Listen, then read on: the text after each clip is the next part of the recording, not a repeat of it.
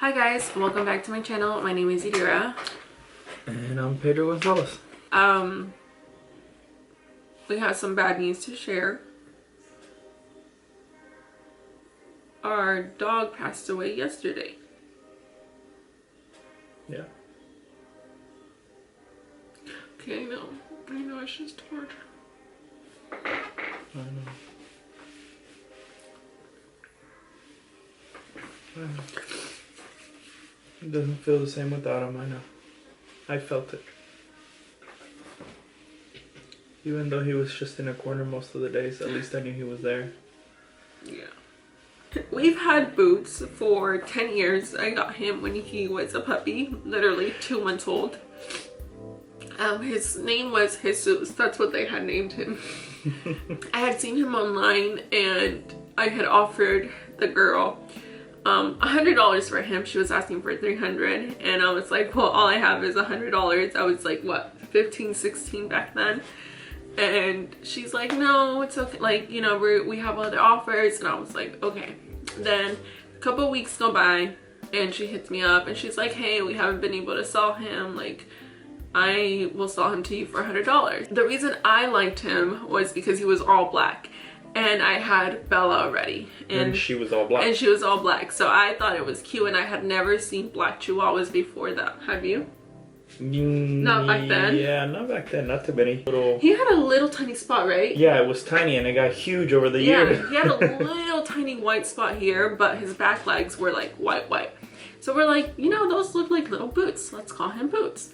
So that's how his name came to be. He lived with me at my mom's house when I was living there.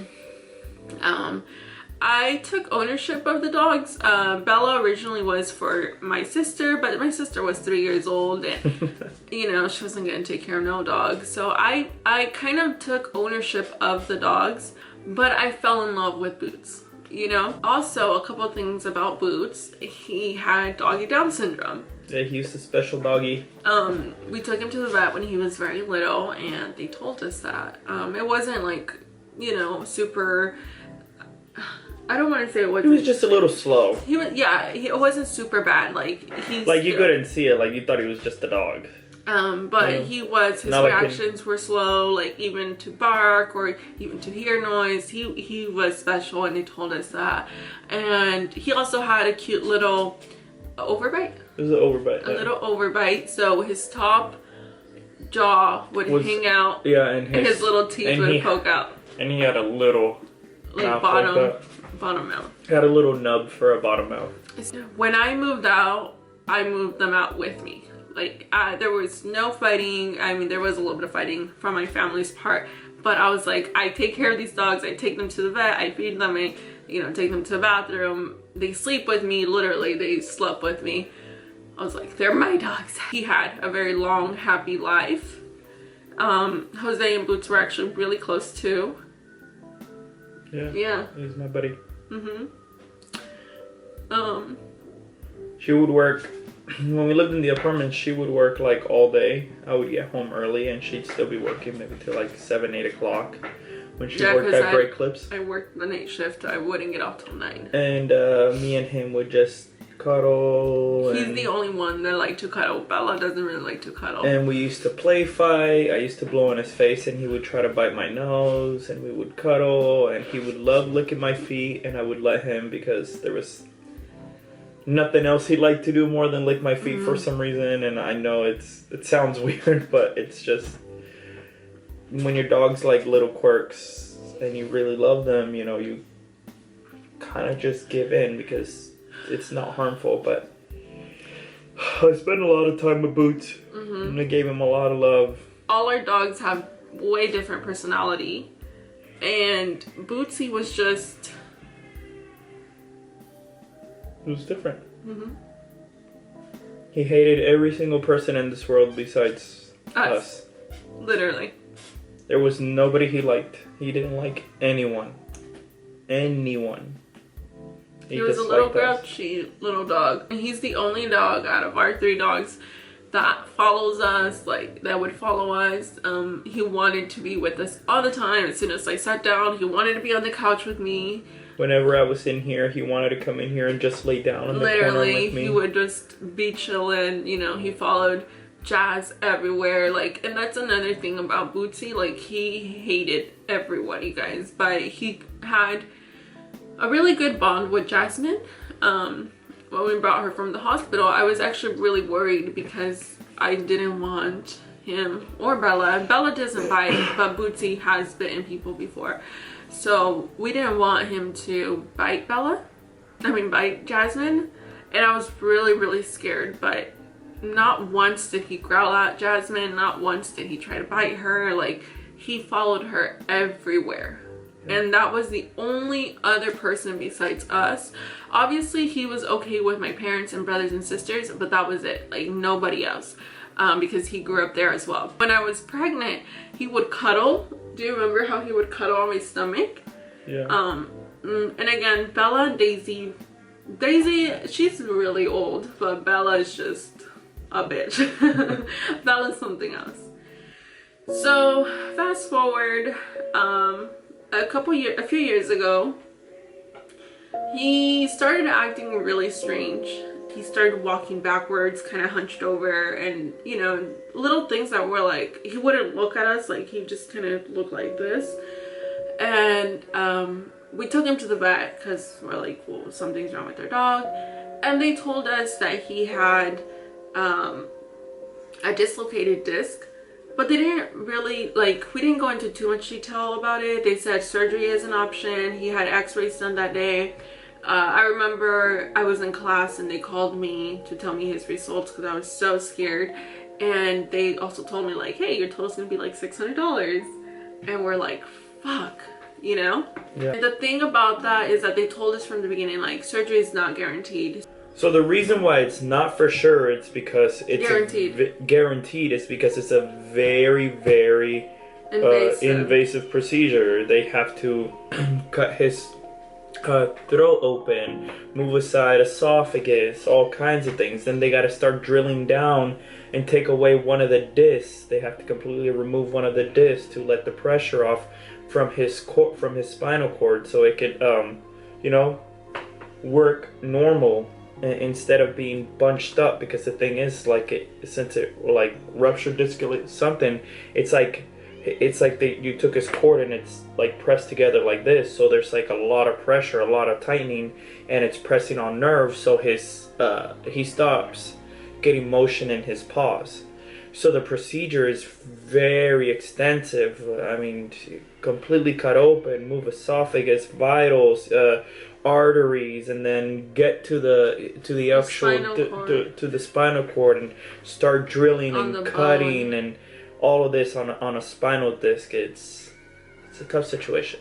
They said, we're gonna give you guys medication, and we gave him medicine, and within hours he was like brand new, like it never happened. And they told us, like, you know, keep him calm, no jumping, no running, and he was like all over the house, and we're like, holy shit, Boots, like, you need to chill the fuck out because you were hurt, you know?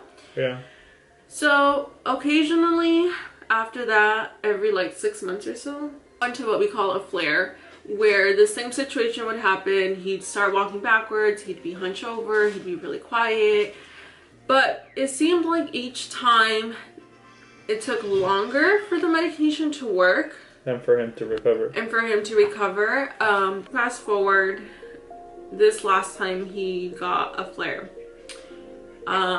This was like about 3 weeks ago. He, you know, started acting up. So I took him to the vet, and they're like, well, you know, it's his spinal cord, the ivdd that he has. We gave him medication, and we noticed that he got better, but he wasn't the same. Like, when he recovered, we knew he recovered. Yeah, like when he recovered, he started losing his balance, and he was like losing motor skills, ability to run or jump. And mind you, throughout this whole time, he would just drag his paw. Yeah, throughout these few months prior to all of this, we were picking him up. We didn't let him go downstairs. We didn't let him jump on the couch. We didn't let him, like, if he was on the couch, we'd be super careful of him not trying to jump off, because, you know, he is a doggy and he does have Belle and Daisy, and sometimes they would like to play. So I was supposed to take him to the vet 2 weeks ago, but then they never called me back. And then I waited a couple days to call, because I'm like, sometimes they're busy, and then they call me back and they're like, hey, sorry, we didn't call you back, we have next Monday. When I picked him up that Monday, which was this Monday a few days ago, he got home and he was worse than he's ever been. When we picked him up, his paws were swollen. They said that they were trying to draw blood from him, so they ended up trying to draw blood from both of his paws because it was really hard. So it could be that, also from the band-aid that he had wrapped around, you know. So they said, oh, his paws are swollen. And I was like, okay. But we got home. I was like, let me take him to the bathroom. He would not. He couldn't stand up. He couldn't walk. He couldn't stand up. Alright guys, so I came to bring Boots to the bathroom and he cannot walk. And I just called the doctor because even though he has problems, he's been able to walk. I don't know if you guys can see his little paws. They are swollen. So they said that he had a really long day. He could be stressed out, a little bit of the band-aids and taking blood away. So to keep an eye on him, either take him to the ER if he's not improving, or call them tomorrow in the morning. But it's kind of weird because even though he's been sick, he's been able to walk around. And right now he's like not moving at all, like flopping to the ground. I was like, what the fuck? We called the doctor and I was like, you know I told you guys he was bad, but he was still able to walk. Like, what's going on? And she just said that he had a really stressful day, that he was like that already, that it could be that they drew blood and all this stuff to just give him a little bit of time, but that he was like that. And I was like, he wasn't this bad. But they're saying that, and I was like, Jose and I were like, yeah, maybe he did have a really stressful day. He's in pain. He had all his vaccines, right? Like, it happens when we get vaccines. Even as humans, we tend to be a little sore. So we gave him that day, and it was like, okay, that night he started walking a little bit again. Yeah, right? He felt a little better. But he started still falling over more. As you guys can see, he just fell. Come here. Come here. Oh, that's a little better walk. Oh, I think somebody's feeling a little better.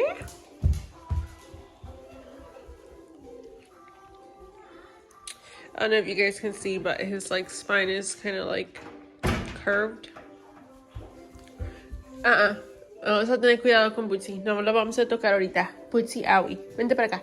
Agarra tu bebé. Despacito, despacito, Bootsy, Aui. Oh, he's a good boy. Good boy. You can't eat no more. You're already chubby. That's where I put his food, so he came to look for food. And he just got done eating. I'm going to try to give him some water, see if he'll drink. Some water? Oh, it's a good boy. Somebody was thirsty. Okay, vas a vomitar, calmadito. He's always been like that. Like, he'll chug water and then he'll throw up. Okay. Mira. No vayas a vomitar. Okay, there it comes. Es agua para Bootsy, ¿verdad? Sí, Bootsy, agua. Sí, Bootsy, agua. Bootsy, agua. ¿Quieres agüita? Sí.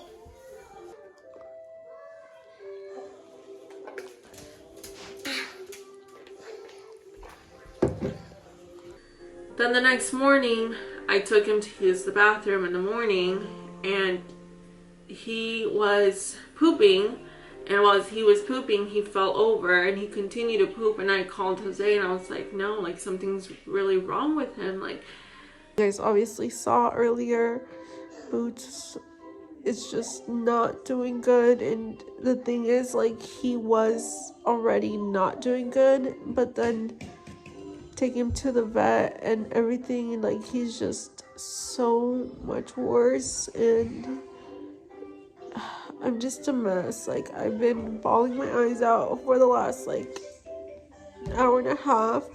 I have him here with me. If you have any fur babies, you know they are part of your family, and it sucks because Bootsy's my baby and I've had him for 10 years and I don't want to put him down. We got the information from the neurologist and we're like, we're thinking surgery at this point. So I called on Tuesday and it said they had me leave a voicemail, and it says that we'll call you back within 48 hours, which is 2 days. And I was like, okay. So that was Tuesday. On Wednesday, I noticed that he just was getting worse. So I called again. I was like, you know, it doesn't hurt to call again. Hey guys, this is getting like worse. Like, he is, oh my god. I told her the situation and she's like, yeah, this would be an emergency, just bring him to the ER. You know, we're located here, here, here. And so I am actually bringing Boots to the ER because that's what they told me to do. Only because he's getting worse, and the neurologist is actually going to be gone for a few days, and they said that if I wanted them to like see him ASAP, the best thing to do is to bring him to the ER. So we're here. I'm kind of nervous. I decided to vlog this because I've been vlogging since I picked him up at the vet the other day. I'm nervous that there's like no other option for him, and I'm nervous that they tell me I have to put him down. I'm trying to be calm and collected because I'm alone. Jazz is at the babysitter, and Jose is working, and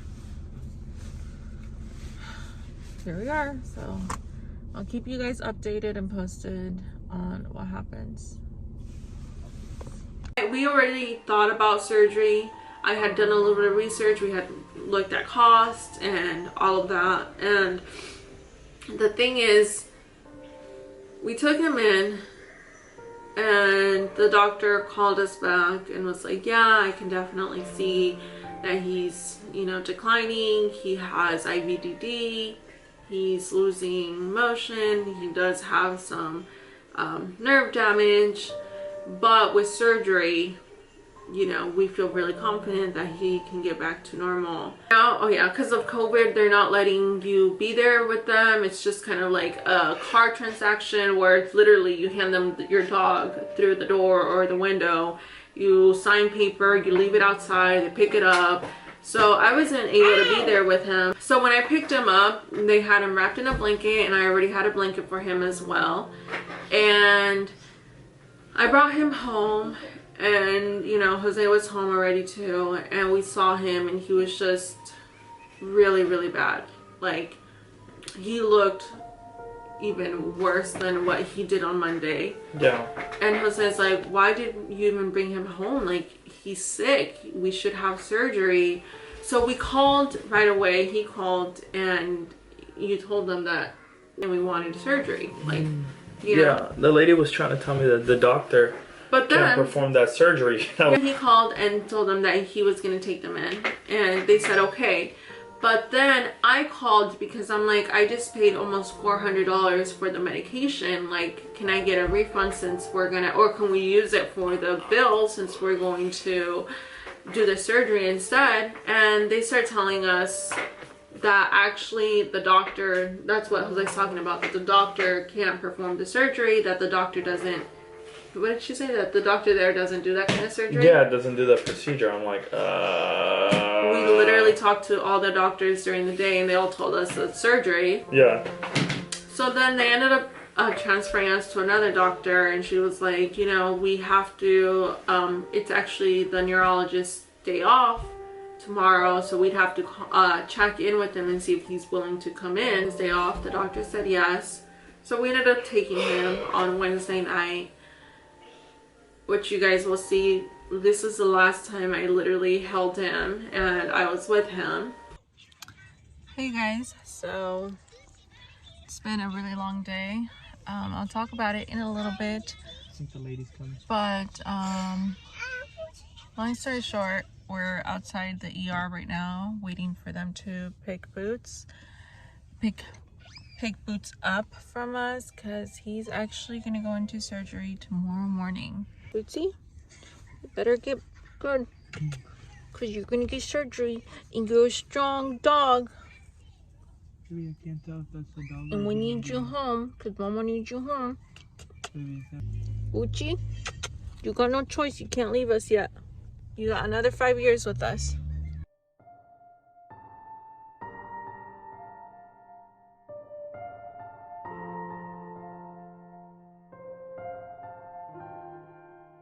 After that, Thursday came. He had his surgery. And things just got complicated from there. You know, when I spoke to a doctor before the surgery, he was telling me this is the second most common surgery he's ever done. Felt really good about it. Felt really comfortable and confident about Boots' situation. And, you know, all his vitals are good. Like, he didn't see anything going on. But of course, they obviously tell you about the risk. They kept kind of, in a way, reassuring me that this was the best thing to do.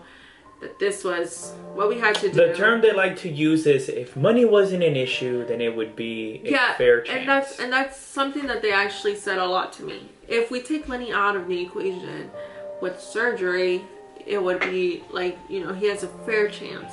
And, you know, in the moment, you feel kind of desperate. You feel kind of like, fuck, what do I do? Like, shit, if money wasn't an issue, is money an issue? How much money, like, is worth a dog's life? You know what I mean? Like, it just starts kind of getting to you. And I've had him for 10 years. Surgery lasts about an hour or so.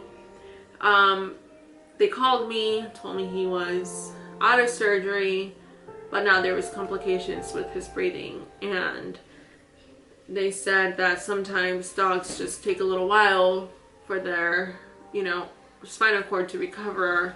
So they wanted to have him on a ventilator and in the ICU.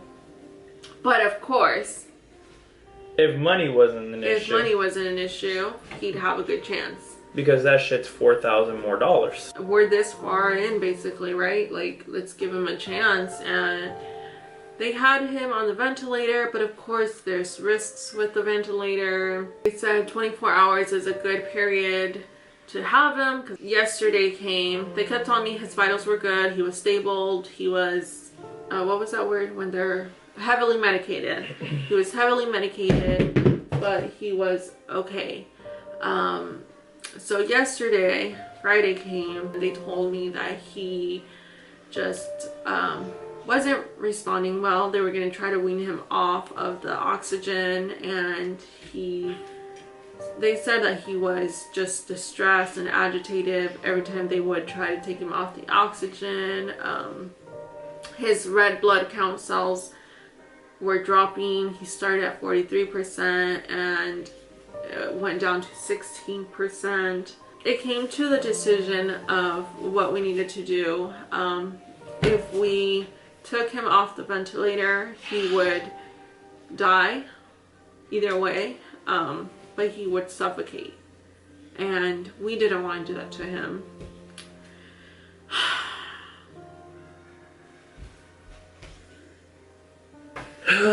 So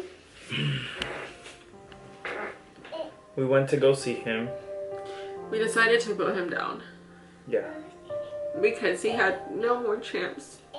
I exhausted all the possibilities of bringing my dog back home. You know? I gotta do it. This sounds a little stupid, but I'm glad money wasn't the issue. You know? It's not the same case for a lot of people. And it hurts to say that, you know, and like just really put into perspective, right? Because, you know, for a lot of people, for a lot of things, it's like, oh, if we had money this and money that, but guys, life is fleeting. It's really just gone in an instant. Yeah. And there was nothing we could do to get our dog back, no matter what. It sucks. His little body gave out. He was just Old. He was just too old. He was just too old and he wanted to rest. And he was just letting us know that it was time to go. And because of COVID, they were not allowing people to be there with their pets, but they said that we could go in and say goodbye. So we dropped Jasmine off at my mom's, and then we went, and we saw him. I didn't want to see him like that. He looked tired. Mommy! He looked medicated. He was heavily sedated. His eyes were open. His little tongue was sticking out because they had him hooked up onto so many machines. He looked tired. He looked sad to me. I was able to hug him and kiss him and talk to him and, you know, say my goodbyes. They asked us if we wanted to be in the room when they put him to sleep. Jose didn't want to from the beginning. He told me no. I didn't even want to see him like that. That's just not how I want to remember him. I want to remember him as the loving, cuddling, super playful little buddy that he was. Mm-hmm. And I get to see him at a stage where you don't ever want to see anything or anyone that you love ever. Whether it being your mom, your brother, your cousin, or, you know, some people looking or seeing this video consider just a simple dog. He was more than that. He was part of our family. He wasn't like that to us. He's been a little being that we've shared a life with for the past 10 years, and we have fed and cared for, and he really was part of our daily routine, like the things that you do on a daily, like that you don't even hesitate, that you just know you do. Like he was part of all of that, you know. And anything that we did, like even when we moved here, we considered our dogs because we had a little bit of a yard, and at the apartment we had no yard. So, and even like when we talk about our dream house, like, oh, an area for the dogs, you know what I mean? Like when we go out, everything, like we plan around their schedules too. And it hurts. It hurts to say goodbye. I thought I wanted to be there when he fell asleep. I ended up kind of freaking out. She had a little panic attack, to say the least. And I literally had to get out of the building because I felt like I couldn't breathe. And once we were out, everything was just closing in on me, and I felt my throat closing up, and I was hyperventilating, and I took my ring off, I took my jacket off, I had like paper and trying to give myself air. My husband was just trying to calm me down because I just, you know, it hurt a lot. Yeah.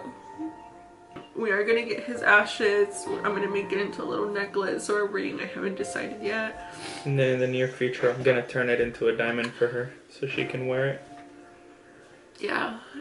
He lived a good life. He was a spoiled little brat. He wasn't adopted. He wasn't rescued. Like, he never suffered. He had a long, happy 10 years with us. But just... He ate lots of bones. He played lots of games. He ate a lot of food. He ate a lot of food. He was a little chubby fucker. So, he had a good life. We gave him the best life we could. Kind of sucks I couldn't take him to our next home, which was the big plan. Literally, I'm sad about that. And then this morning I felt the emptiness without him. I don't think I'll ever get more dogs. I can't go through this again. We got 2 more. We got 2 more. This is our video that we have to say goodbye to Boots. We are going to have a little memorial for him when we get his ashes. And I guess we just have pictures and videos and his memory, and he was loved. I know you guys have been seeing a lot of crying in my past few videos. You guys know I cry a lot and I cry very easily. And I don't at all. Because I don't cry now. It's been a handful of times that I've seen him cry. So hopefully you guys don't have to see more crying for a while. I guess we're just opening up to you guys and letting you guys know, because this is a very big life update for us. It's life changing. Life changing. Not for the better. But that's life. I keep telling Jose, if you would have told me last week that I would have to be putting my dog down this week, I wouldn't believe you. At all. But that being said, Bootsy, we love you. Very much.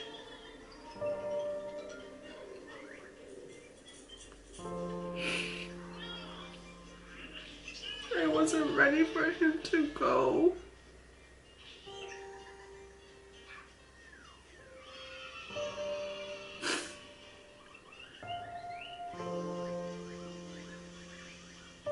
I'm really sad and heartbroken. And it's gonna take a little while for me to recover from this.